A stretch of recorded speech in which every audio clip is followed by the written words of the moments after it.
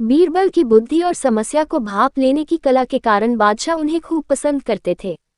इसी कारण से दूसरे लोग बीरबल से उतना ही जलते थे।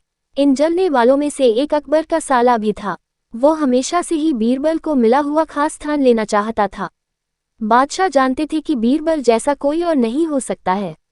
वो अपने साले को भी ये बात समझाने की कोशिश करते थे, लेकिन उनका साला हमेशा कहता था कि वो भी काफी बुद्धिमान है।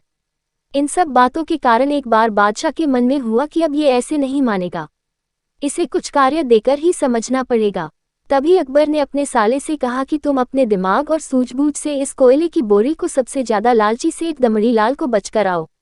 अगर तुमने ऐसा कर दिया तो मैं तुम्हें तुरंत बीरबल की जगह दे दूंगा। ये बात सुनकर अकबर का साला हैरान हुआ, लेकिन उसे बीरबल की जगह चाहिए थी। इसी सोच के साथ वो कोयले की बोरी लेकर सेठ के पास पहुंच गया। सेठ ऐसे ही किसी की भी बातों में आने वाला नहीं था, इसलिए उसने उसे खरीदने से मना कर दिया। अब अपना उदास चेहरा लेकर अकबर का साला महल लौट आया। उसने कहा कि मैं इसे नहीं बेच पाया। इतना सुनते ही बादशाह ने बीरबल को अपने पास बुलाया। उन्होंने अपने साले के सामने ही बीरबल से कहा कि तुम्हें सेठ दमड़ी लाल को यह कोयले की बोरी बेचनी है। बादशाह का आदेश मिलने पर बीरबल ने कहा कि आप एक बोरी बेचने के लिए कह रहे हैं। मैं उस सेठ को एक कोयले का टुकड़ा ही 10,000 में बेच सकता हूँ। ये बात सुनकर अकबर का साला दंग रह गया। अकबर ने कहा कि ठीक है, तुम एक ही कोयले का टुकड़ा बेचाओ। बादशाह का आदेश मिलते ही एक कोयले का टुकड़ा उठाकर बीरबल वहां से चले गए। उन्होंने सबसे पहले एक मलमल के कपड़े का कुर्ता अपने लिए सिलवाया। फिर उसे पहनकर अपने गले में हीरे मोती की मालाएं डाल ली और महंगे दिखने वाले जूते भी पहन लिए। इतना सब करने के बाद बीरबल ने उस कोयले के टुकड़े को सुरमा यानी काजल की तरह बारीक पीसकर एक कांच की डिब्बी में डलवा लिया। इसी भेष में वो महल के मेहमानघर में आ गए। फिर बीरबल ने एक इश्तिहार दिया कि बगदाद से एक जाने माने शेख पहुंचे हैं जो जादुई सुरमा बेचते हैं।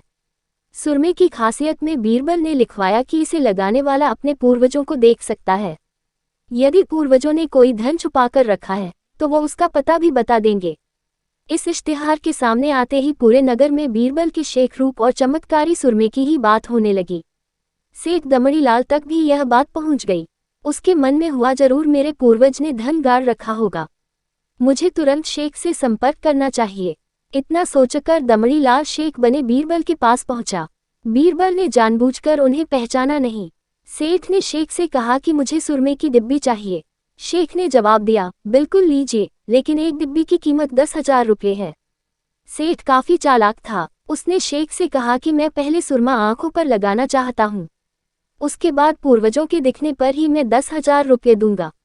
शेख बने बीरबल ने कहा कि ठीक है, आपको ऐसा करने की इजाजत है, बस आपको सुरमे की जांच करने के लिए चौराहे पर चलना होगा। चमत्कारी सुरमे का करिश्मा देखने के लिए वहां लोगों की भीड़ लग गई। तब बीरबल बने शेख जोर जोर से कहने लगे कि इस चमत्कारी सुरमे को सेठ जी लगाएंगे। अगर ये सेठ अपने माता पिता की ही औलाद हैं तो इन्हें सुरमा लगाते ही तुरंत पूर्वज नजर आ जाएंगे। पूर्वज नहीं दिखे तो मतलब ये होगा कि वो अपने माता पिता की औलाद नहीं है। असली औलादों को ही यह सुरमा लगाने पर अपने पूर्वज नजर आते हैं। ये सब कहने के बाद शेख ने सेठ के आंखों पर सुरमा लगा दिया और कहा कि आंखें बंद कर लो। सेठ ने आंखें बंद तो की, लेकिन उन्हें कोई भी नहीं दिखा। अब सेठ के मन में हुआ कि मैंने कह दिया कि मुझे कोई नहीं दिखा तो भारी अपमान हो जाएगा। इज्जत को बनाए रखने के लिए सेठ ने आंख खोली और कहा कि हाँ, मुझे अपने पूर्वज दिख गए। इसके बाद गुस्से में लाल सेठ ने बीरबल के हाथ में 10,000 रुपये थमा दिए। अब खुश होते हुए बीरबल महल चले गए। उन्होंने कहा कि लीजिए बादशाह, एक कोयले के 10,000 रुपये, और सारा किस्सा सुना दिया। ये देखते ही बादशाह का साला मुंह बनाकर महल से चला गया। उसके बाद से उसने कभी भी बीरबल की जगह लेने की बात अकबर से नहीं की। सीख: किसी से ईर्ष्या नहीं करनी चाहिए और अपनी काबिलियत को साबित करने के लिए बुद्धि का उपयोग करना जरूरी है।